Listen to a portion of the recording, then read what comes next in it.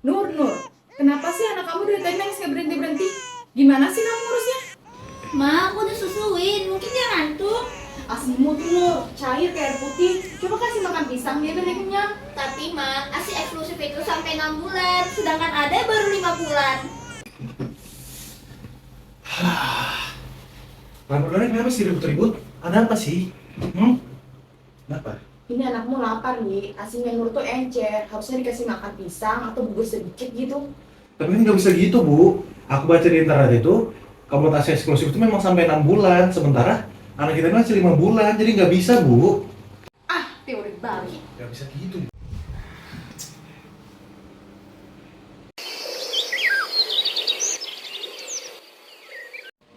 Permisi Bu Nur. Selamat pagi Bu, di sini saya izin untuk melakukan wawancara mengenai kesehatan ibu dan bayi ibu. Apakah ibu bersedia? Bersedia, boleh silakan masuk. Bu. Maaf ya, rumahnya berantakan. Gak apa-apa. Bayi saya juga lagi rewel. Gak apa-apa Bu, itu udah biasa. Udah biasa. Baik Bu, nanti saya bantu jelaskan dengan cara yang mudah dipahami Bu ya, biar kita mempunyai pemahaman yang sama. Bagus itu, Mbak. Kebetulan kita juga lagi sama-sama bingung. Jadi menurut aku sih bagus aja sih, Mbak. Nah, saya ada video edukasi tentang PMBA dari teman-teman mahasiswa gizi. Yuk kita nonton bareng. Baik, di sini saya akan menjelaskan apa itu ASI eksklusif. ASI eksklusif adalah pemberian air susu ibu saja selama 0 hingga 6 bulan. Tanpa ada tambahan makanan ataupun minuman lain. Karena pencernaan bayi masih belum mampu untuk mencerna dan menerima itu semua. Lalu mengapa pemberian ASI eksklusif itu penting untuk bayi selama 6 bulan ke depan? Itu karena pertama, pencernaan bayi masih sangat kecil dan masih belum mampu untuk mencerna makanan ataupun minuman lainnya. Dan di dalam ASI pun sebenarnya sudah mencukupi kebutuhan bayi itu sendiri seperti energi, vitamin, mineral, protein, dan lemak baiknya. Di dalam ASI itu sendiri juga terdapat antibodi yang bisa menjaga bayi dari infeksi penyakit seperti diare, flu, batuk, dan penyakit lainnya.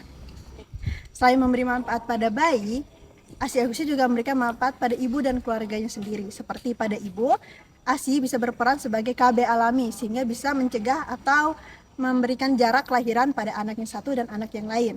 Lalu pada ibu sendiri juga bisa mencegah adanya risiko kanker payudara sehingga bisa membantu mempertahankan kesehatan ibu. Lalu pemberi ASI eksklusif juga berperan baik pada keluarga sehingga keluarga tidak perlu menyiapkan uang untuk memberi susu formula dan perlengkapan pemberian susu formula. Dan juga bisa ASI tidak perlu disiapkan, tidak membutuhkan waktu dalam mempersiapkannya sehingga bisa menghemat ataupun menjaga produktivitas keluarga selain hanya fokus untuk membuat susu pada balita sendiri. Nah, setelah 6 bulan kemudian, pemberian ASI diselingi dengan pemberian makanan tambahan atau yang bisa disebut sebagai MPASI. Nah, dalam pemberian MPASI ini pun masih diselingi dengan pemberian ASI sampai umur 2 tahun ke depan. MPASI adalah makanan atau minuman selain ASI yang diberikan pada bayi usia 6 bulan untuk memenuhi kebutuhan energi dan zat gizi bayi. Ada 4 prinsip MPASI. Yang pertama yaitu tepat waktu, yaitu diberikan pada saat usia 6 bulan. Yang kedua adekuat, yaitu memenuhi kebutuhan nutrisi harian anak.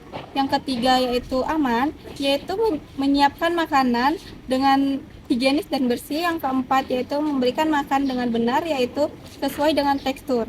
Nah, bayi sudah siap MPASI, yaitu bayi sudah berusia 6 bulan, lalu bayi bisa duduk dengan bantuan, kebiasaan mengeluarkan makan dengan lidah sudah menghilang, lalu tertarik saat melihat makanan. Harus dihindari saat bayi berusia kurang dari 1 tahun, yaitu madu, gula dan garam, teh dan kopi, serta minuman-minuman manis dan makanan yang terlalu asin. Kita harus memberikan makan dengan responsif. Nah, ini penting banget untuk perkembangan emosi dan nafsu makan bayi. Ajak bayi makan dengan sabar tanpa paksaan.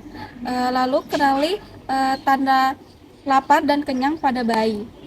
Masalah yang sering kali terjadi saat pemberian MPASI yaitu pemberian MPASI terlalu dini, lalu pemberian MPASI yang terlambat, serta bayi yang mengemut makanan, serta bayi yang menutup mulut atau menolak makanan, serta bayi yang suka memilih-milih makanan. Pemberian makan pada bayi dimulai dari usia 6 bulan dengan pemberian disesuaikan oleh usia dan kemampuan bayi dalam mengonsumsi makanan.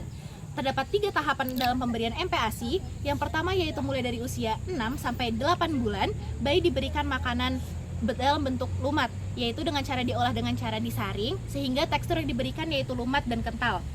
Selain itu, porsi pemberian makannya pun dari sedikit, yaitu 2-3 sendok makan, hingga secara bertahap, yaitu diberikan 125 ml atau setengah mangkuk. Frekuensi pemberian makannya pun dimulai dari 2-3 kali makanan utama dan 1-2 kali selingan. Tahap yang kedua yaitu dari usia 9 sampai dengan 11 bulan, bayi sudah dapat diberikan makanan cincang dengan cara pengolahan yaitu dicincang, dicacah, dipotong-potong kecil ataupun diiris-iris. Bahan makanannya pun sudah dapat dari makanan dewasa. Selain itu juga untuk porsi makanannya sudah meningkat, yaitu dari mulai setengah mangkuk yaitu 125 ml sampai dengan 3/4 mangkuk atau 200 ml. Selain itu untuk frekuensi pemberian makannya pun juga meningkat, yaitu 3-4 kali makanan utama dan 1-2 kali selingan. Selanjutnya itu tahapan ketiga, bayi mulai dari usia 12 sampai dengan 23 bulan sudah dapat diberikan makanan keluarga dengan tekstur makanan yang diiris-iris. Selain itu untuk porsi makanannya pun juga sudah meningkat, yaitu mulai dari 3/4 mangkuk atau 200 ml sampai dengan 1 mangkuk atau 250 ml. Dapat diberikan lebih daripada itu apabila bayi dapat mengonsumsi lebih. Untuk frekuensi makanannya pun yaitu 3-4 kali makanan utama dan juga 1-2 kali makanan selingan. Bayi dapat diberikan makanan dengan durasi makan yaitu 30 menit, dengan paling lama yaitu 45-50 menit apabila bayi sedang tidak ingin mengonsumsi makanan. Untuk selama pemberian MPASI pun tetap diberikan ASI sesuai dengan keinginan bayi. Dan untuk dalam pemberian MPASI juga diperhatikan yaitu adalah usia bayi, frekuensi makanannya, bentuk makanan atau tekstur makanannya, jumlah makanan yang diberikan, dan juga respon bayi terhadap makanan. Selain itu juga kebersihan makanan dan juga kebersihan lingkungan bayi. Hindari pemberian makanan secara memaksa ataupun mengancam bayi, dan juga hindari pemberian tontonan ataupun mainan saat bayi makan agar bayi dapat fokus terhadap makanannya. Mulai usia 6 bulan, kebutuhan gizi dan energi bayi semakin meningkat. ASI tetap penting, tetapi tidak cukup lagi untuk memenuhi kebutuhan energi bayi. Oleh karena itu, pemberian makanan pendamping ASI wajib diberikan dan mengandung gizi yang berkualitas, terutama mengandung protein hewani. Protein hewani adalah sumber zat gizi yang sangat kaya. Di dalamnya mengandung sumber asam amino esensial, zat besi, asam folat, dan juga zinc yang bagus untuk pertumbuhan dan perkembangan otak, menjaga daya tahan tubuh, dan juga mencegah stunting. Lauk hewaninya nggak perlu mahal-mahal kok ibu-ibu. Banyak lauk hewani yang terjangkau dan mudah didapat, seperti telur, daging ayam, ikan, terutama ikan lokal seperti ikan kembung, ikan lele, ikan bandeng, dan juga hati ayam atau hati sapi, udang, ataupun ikan teri. Untuk porsinya diberikan 2-3 kali sendok makan penuh untuk protein hewani dan diberikan 2-3 kali sehari sesuai jadwal makan MPASI. Intinya, setiap kali makan, bayi harus mendapat protein hewani. Inilah kunci MPASI yang berkualitas untuk mencegah stunting dan membuat anak tumbuh sehat, aktif, dan cerdas.